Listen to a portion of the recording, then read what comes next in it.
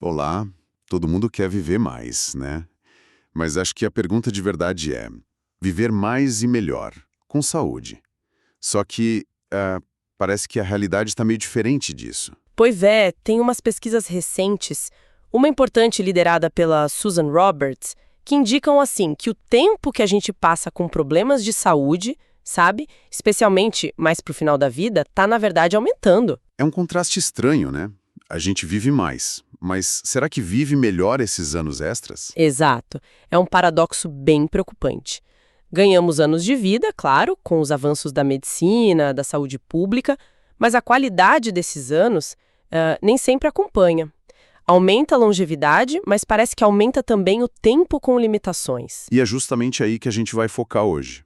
Vamos investigar o que a ciência diz sobre, bom, estratégias de alimentação que podem ajudar a ter um envelhecimento mais saudável, com mais vitalidade, né? Isso, a gente vai mergulhar em fontes bem importantes, tipo grandes revisões de estudos populacionais, aquelas que o Frank Hu cita bastante, sabe?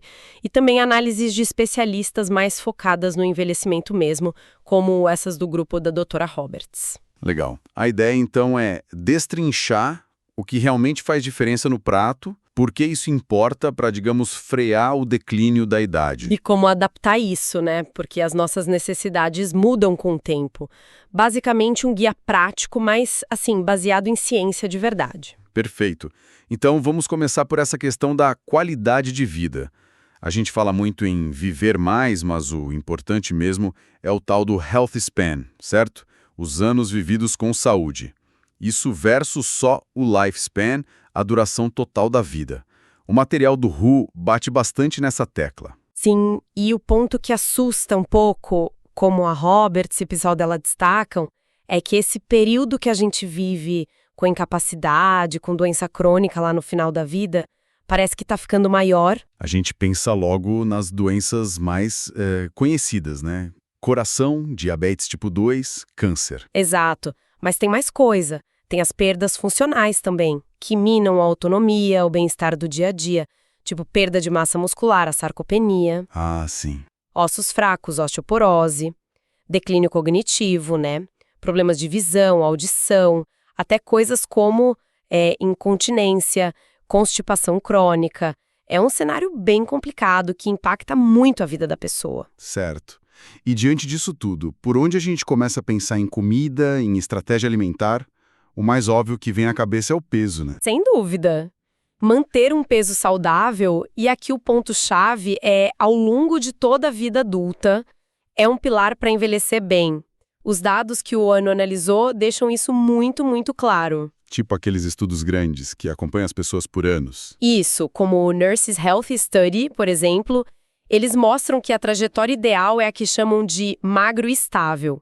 Ou seja, manter um peso saudável desde jovem, passando pela meia-idade e depois. Mas sabe como é, né? Muita gente pensa, ganhei só uns 5 quilinhos depois dos 30. Normal. Faz tanta diferença assim? Faz. E olha, mais do que a gente geralmente imagina. O ponto crucial nem é virar obeso, sabe? É que mesmo aquele sobrepeso leve, que muita gente até acha normal na meia-idade, já começa a dificultar o envelhecimento com saúde. É um alerta para não relaxar demais. Sério? Tipo, 5 quilos já impactam tanto? Sim, ganhos modestos, nessa ordem de 5 quilos, entre a juventude e a meia-idade. O UI associou isso a aumentos bem significativos no risco de várias coisas. Diabetes tipo 2, por exemplo, tipo uns 30% a mais de risco. Nossa. Hipertensão, uns 14%. Doença cardiovascular, 8%. Câncer ligado à obesidade, 6%, e até morte prematura, uns 5% a mais de risco. E diminui bastante a chance de chegar bem aos 55 sem as doenças crônicas principais. Caramba. Então não dá mesmo para achar que uns quilinhos a mais não são nada. E tem uma faixa de peso que seria a ideal para longevidade. Os dados sugerem que um IMC, o índice de massa corporal ali entre 18,5 e 22,4, isso combinado com o estilo de vida saudável no geral, né? Parece ser o mais favorável. Manter essa faixa com boa alimentação e atividade física seria o cenário ideal. Ok, peso controlado, entendi. Fundamental. Mas a gente sabe que não é só contar caloria, né? a qualidade do que a gente come é tão ou mais importante, certo? Exatamente. Esse é um ponto central nos trabalhos do WHO. A qualidade dos macronutrientes, quer dizer, de onde vêm suas gorduras, suas proteínas, seus carboidratos, isso importa mais para o risco de doença crônica e para a mortalidade do que só a quantidade total de cada um. Vamos explorar isso então. Começando pelas gorduras, que, bom, muitas vezes levaram a fama de vilãs, né? Pois é, mas a história é bem mais complexa. As gorduras insaturadas, sabe, aquelas que a gente acha muito em planta, azeite, nozes, sementes, abacate e também nos peixes, elas estão consistentemente ligadas à menor mortalidade. Ah, as gorduras boas. Isso. Já as gorduras trans, aquelas criadas artificialmente, que hoje tem menos, mas ainda aparecem em alguns ultraprocessados, e as saturadas, que predominam em carne gorda, laticínio integral, essas estão ligadas a maior risco. E a substituição faz muita diferença. Substituir uma pela outra. Sim, trocar só uma pequena parte das calorias que vem da gordura saturada por insaturada, especialmente as monoinsaturadas, tipo do azeite, das castanhas, as mufas, isso já reduz o risco de morte e de problema cardíaco. A mufa de origem vegetal parece ser ainda melhor. Entendi. E quanto às proteínas? Aquela discussão eterna, bicho versus planta. Olha, os dados do RUAD e de outros estudos grandes mostram uma tendência bem clara. A proteína que vem de planta, pensa em feijão, lentilha, grão de bico e também nozes, sementes, está associada a menor mortalidade geral e por doença cardiovascular e até menor risco de declínio cognitivo. Interessante. Por outro lado, a proteína animal, principalmente carne vermelha e carne processada, tipo embutido, salsicha, presunto, está ligada a maior risco. De novo, a substituição parece funcionar bem. Trocar carne vermelha por fonte vegetal ou peixe, ou até frango, traz benefícios, inclusive para reduzir o risco de fragilidade nos mais velhos. Ok, a teoria de trocar carne por planta é clara. Mas na prática, para muita gente, isso pode ser mais complicado, né? Talvez mais tempo cozinhando, o custo diferente. Como que esses estudos lidam com isso? É um ponto super importante e um desafio real, né? Os estudos epidemiológicos, eles olham padrões em muita gente, as associações. Mas para cada pessoa implementar isso, exige adaptação. O foco não precisa ser assim, virar vegetariano estrito do dia para a noite para todo mundo. Certo. É mais um deslocamento no equilíbrio, sabe? Reduzir o consumo de carne vermelha e processada e aumentar o de fonte vegetal. Pequenas trocas já ajudam. Tipo, usar a lentilha no lugar da carne moída de vez em quando, botar mais feijão, mais grão integral na refeição. As nozes, por exemplo, são um jeito prático, né? Adiciona proteína vegetal, gordura boa. Faz sentido. E os carboidratos? Tem gente que acha vilão, outros acham que é a base de tudo. Aqui, a palavra-chave, de novo, é qualidade. Carboidrato de alta qualidade pensa nos ricos em fibra, que vem de grão integral, tipo arroz integral, aveia, pão integral de verdade, fruta, legume, aqueles que não sobem o açúcar no sangue tão rápido, sabe? Baixo índice e carga glicêmica. Esses são protetores. E os ruins? O problema são os refinados, farinha branca, arroz branco e o açúcar adicionado. Especialmente o que a gente bebe, tipo refrigerante, suco de caixinha. Esses sim aumentam o risco de ganhar peso, de ter doença crônica, de mortalidade. E aquelas dietas low carb, que cortam bastante carboidrato, funcionam a longo prazo? Então, o efeito delas parece depender muito do que entra no lugar do carboidrato, sabe? Quais gorduras e proteínas você escolhe. As dietas low carb, que usam mais fonte vegetal de gordura e proteína, mostraram nos estudos do Harvard uma associação com menor mortalidade. Ah, interessante. Já aquelas baseadas mais em gordura e proteína animal mostraram o contrário. E voltando nas bebidas com açúcar, é bom reforçar. O risco aumentado de morrer mais cedo, de ficar mais frágil, não é só pelo peso que se ganha. Parece ter efeito direto na inflamação, no acúmulo daquela gordura perigosa na barriga, visceral. Entendi. Além desses macronutrientes, as pesquisas também falam muito de uns compostos específicos, os polifenóis, né? Que a gente encontra em alguns alimentos. Vamos dar uma olhada em alguns exemplos? Vamos sim. Polifenóis são substâncias das plantas que agem como antioxidantes, anti-inflamatórios no nosso corpo. Alguns até ajudam as bactérias boas do intestino. E tem vários alimentos ricos neles que se destacam nas pesquisas que o Viteri cita. O padrão é bem claro: focar em plantas coloridas e gorduras boas. Começando pelos mais conhecidos, talvez. Claro. O café, por exemplo. Quando a gente toma com moderação, algo tipo 3 a 5 xícaras por dia, ele aparece associado a menor risco de um monte de coisa. Diabetes tipo 2, doença cardiovascular, até alguns cânceres e problemas neurodegenerativos. Café é popular mesmo. E chá? O chá também. Especialmente o verde, que é rico num composto chamado EGCG. Ele parece proteger os vasos sanguíneos. Mostra benefícios parecidos com o café. Talvez a evidência seja um pouquinho menos forte, mas ainda assim é positiva. Azeite e abacate. Imagino que entrem aí também, né? Com certeza, o azeite de oliva extra virgem, cheio de polifenol e gordura monoinsaturada, é a base da dieta mediterrânea e os benefícios para o coração e para a cabeça são bem documentados. E o abacate, com fibra, gordura boa, potássio, ele ajuda a baixar o colesterol ruim, o LDL, principalmente aquele tipo mais perigoso, o LDL oxidado, que é tipo um colesterol enferrujado. Que interessante.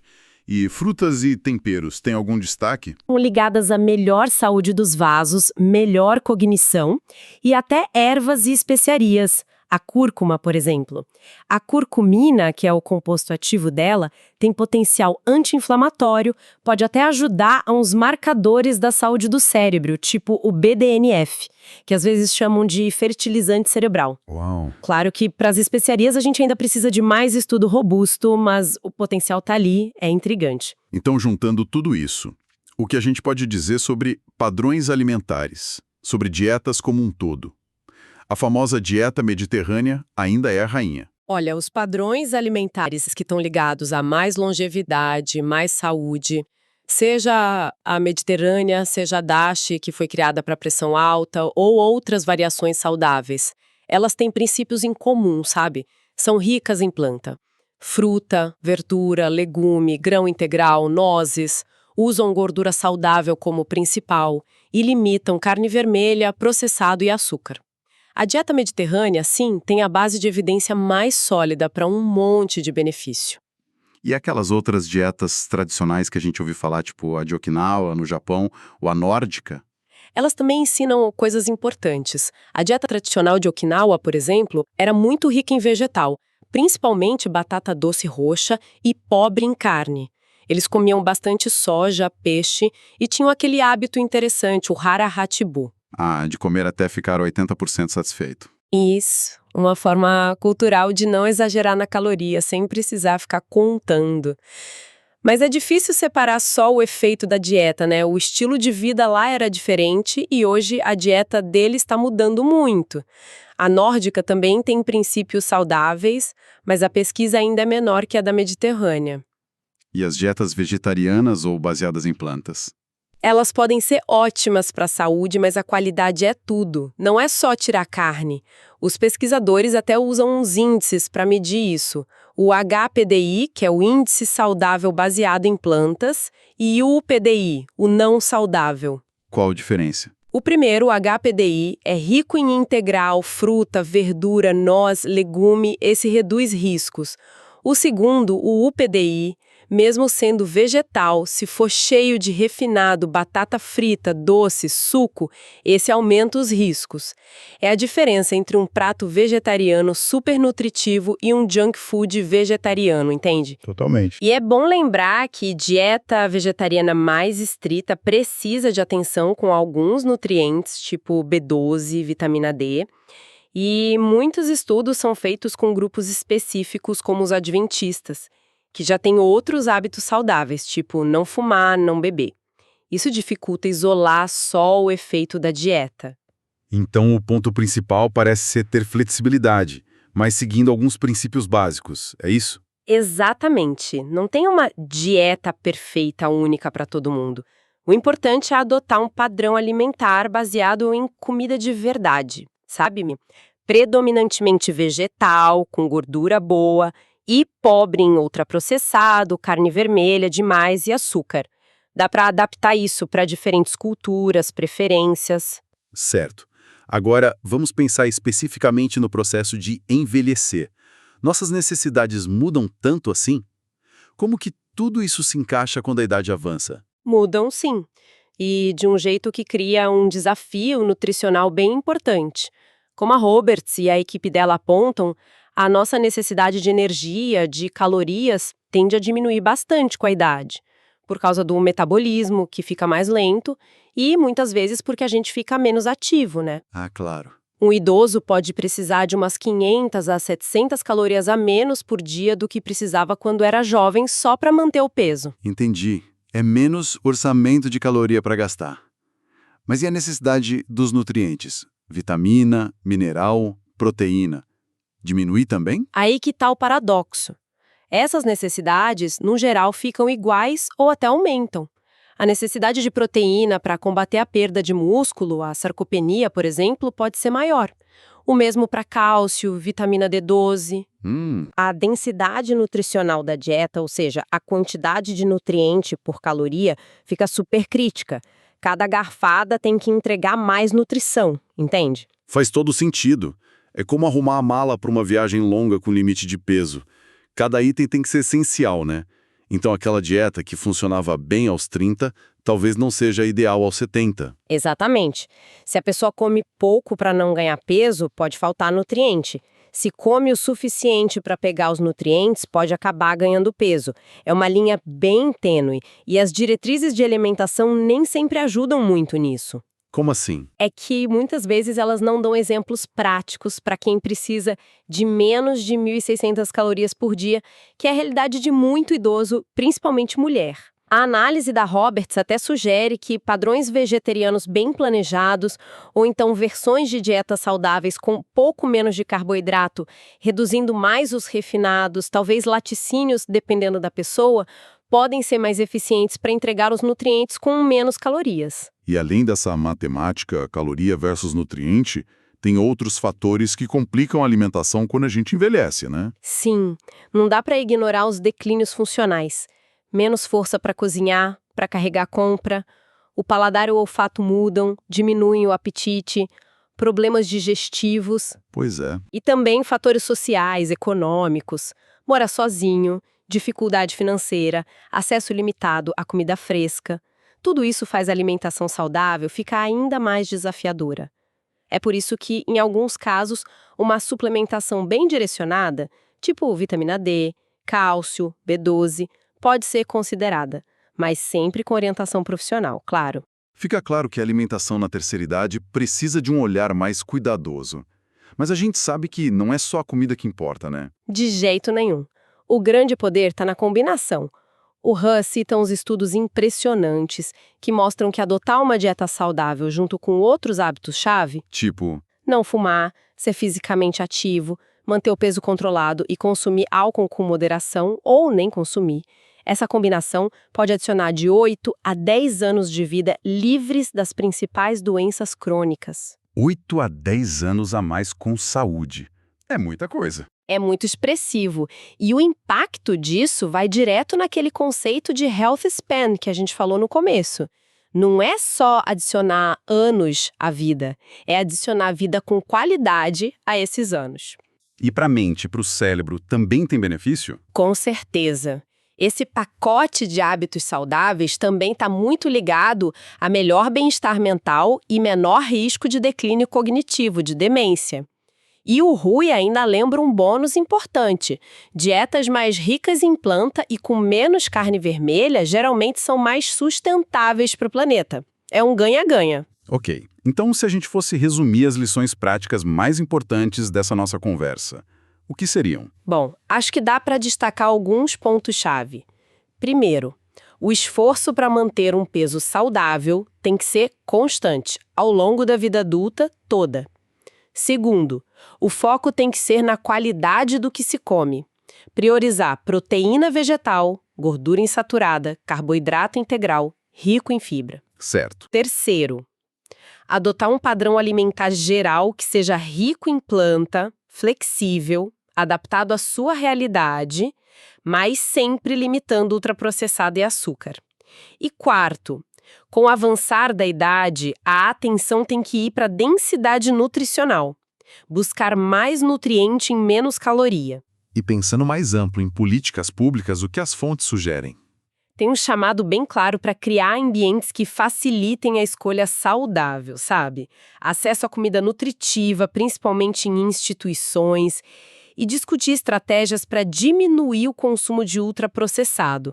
Talvez até implementar programas de triagem nutricional de rotina, a partir da meia-idade, para pegar os riscos mais cedo e agir preventivamente. Muita informação valiosa mesmo.